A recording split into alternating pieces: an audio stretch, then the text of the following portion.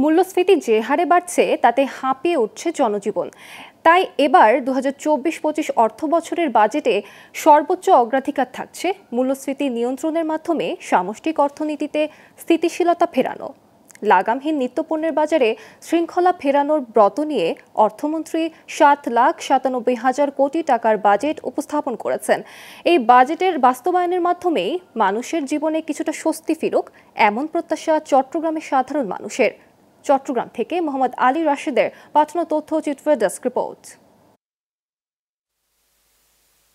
স্বপ্নকে তাড়া করে ফিরছে এই যান্ত্রিক শহরের মানুষ। দুবেলা দুমুঠো খাবারের সন্ধানে চলছে জীবনের প্যাডেল। তবুও যেন মিলছে না জীবনযাত্রার হিসাব নিকাশ। প্রতিবার বাজেট আসে, বাজেট বদলায়, কিন্তু বদলাচ্ছে কি মানুষের জীবন?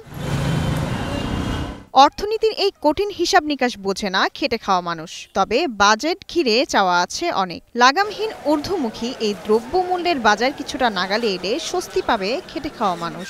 বাজার নিয়ন্ত্রণে নিয়ে আসতে হবে সিন্ডিকেট ব্যবসায়ীকে।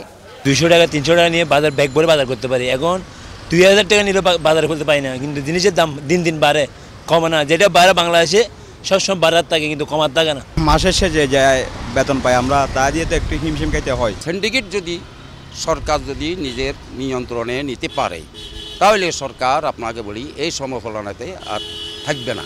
আয় ব্যয়ের এই সমীকরণ মিলছে না নিম্নবিত্তেরও। লোডশেডিং সহ নাগরিক নানা সমস্যার কথাও বলছেন তারা। লোডশেডিংয়ের কারণে বেশি সমস্যা আছে আমাদের বাচ্চারা লেখাপড়া করতেছে না।